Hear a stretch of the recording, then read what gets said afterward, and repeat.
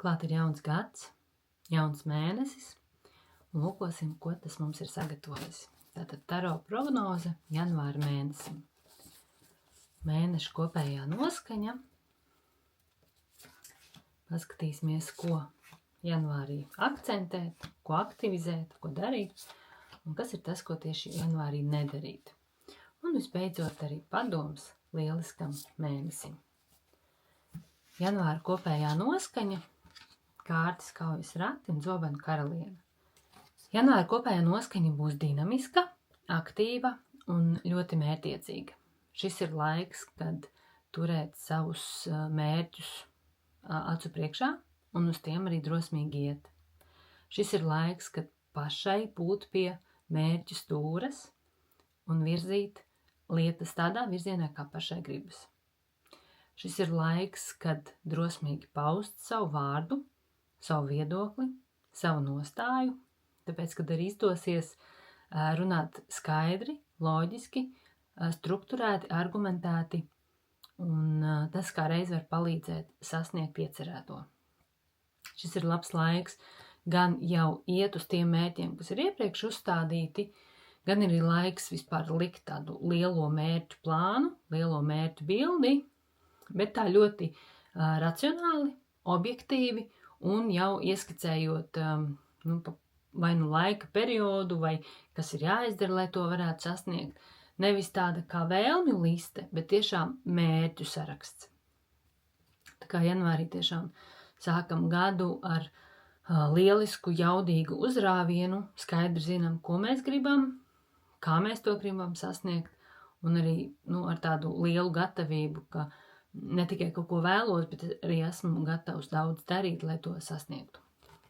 Tas ir tas, ko aktivizēt janvāra mēnesī, kārta 6 pentakli un zižļu paš, kas kā reiz arī sāka līdzsverot to, kas ir tas, ko mēs gribam sasniegt, un pretī likt arī tikpat daudz, resursu vai darba vai enerģijas, lai tos mērķus sasniegtu. Šis mēnesis aicina paskatīties, kas man ir, kāda ir izējas pozīcija un kas ir tas, ko es gribu. Un kā šīs te abas pozīcijas no tā punkta A, kur es esmu, uz punktu B, kur es gribu sasniegt, cik tās ir līdzsvarotas, lai nav arī tā, ka mēs mērķus šaujam pārāk augstu vai pārāk sapņainus, pārāk iluzorus. Un pirms pielemjam par kaut kādām jaunām lietām vai jaunām idejām vai jauniem resursiem vai jauniem kontaktiem vai jauniem līgumiem, paskatāmies arī, kas mums jau ir. Jo man liekas, ka mūsu resursu lādītē jau ir gana daudz, lai varētu tos mērķus attīstīt. Tā kā vispirms izvērtējam, kas mums ir, un tad paskatāmies, kas vēl jāpaņem klāt.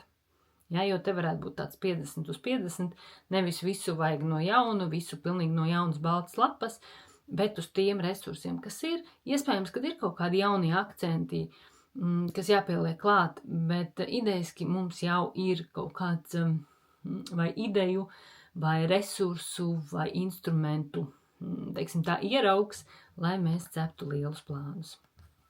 Kas ir tas, ko šajā mēnesī nedarīt, mazināt? Te savukārt ir kārtis pakārtais un 7 kausi, kas saka, neļauties gurdenumam, neļauties pasivitātei un tam, ka varētu jau darīt, bet ja jāsāk darīt, tad negribās. Lai nav tā, kad ir tikai kaut kāda filozofēšana un cik labi būtu, ja būtu, bet lai tiešām mūsu idejas, mūsu mērķi, mūsu rīcība ir aktīvi un tendēt uz mūsu rezultātiem. Šis nav tas laiks, kad sēdēt un sapņot, ja nu notiksies. Janvārs saka, ņemt iniciatīvu savās rokās, un tad tiešām mēs varam daudz sasniegt. Ja mēs tikai sapņosim, kā būtu, ja būtu, tā arī būs, ka nekas visdrīzāk nebūs. Vai paliks tādā domu, sapņu, ilūziju līmenī. Un visbeidzot padoms janvāra mēnesim ir kārtas 2 zižļi un pentaklu karalis.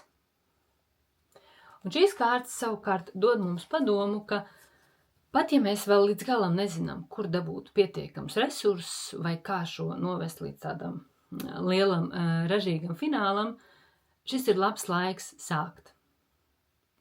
Skatīties uz to uz mūsu mērķiem kā uz kaut ko lielu, apzinoties, ka viss mērķis nav uzreiz jāpadara, nav arī ļoti jāsteidzina, bet ja mēs redzam kopējo bildi, ja mums ir kopējais mērķis un arī tāda pārliecība, ka es varu to izdarīt, pat ja es vēl nezinu kā, tad tas jau ir labs sākums, laba platforma, lai būvētu lielus mērķus.